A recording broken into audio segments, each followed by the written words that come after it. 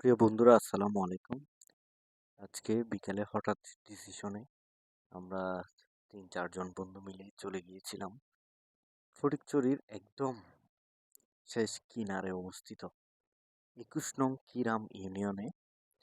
আর কিরাম ইউনিয়নে এরকম একটা সুন্দর জায়গা আছে, সেটা আসলে জানতাম না।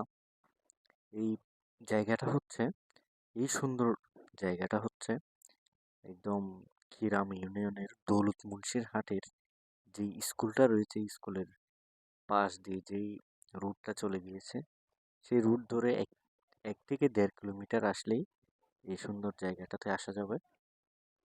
আর এই জায়গাটা হচ্ছে আসলে একটি খামার বাড়ি, চেরিমিসেল চেরিমিসেন ডেইরি অ্যান্ড এগ্রো। পাশাপাশি এটা ওরা পর্যটন স্পট হিসেবেও তৈরি করেছে। এখানে ইতিমধ্যে অনেকে আসতেছে ঘোরার জন্য এবং পিকনিক করতেছে।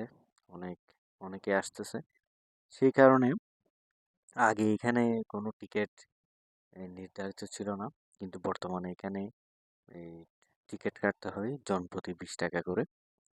তবে ২০ টাকা হলেও কিন্তু জায়গাটা অনেক সুন্দর।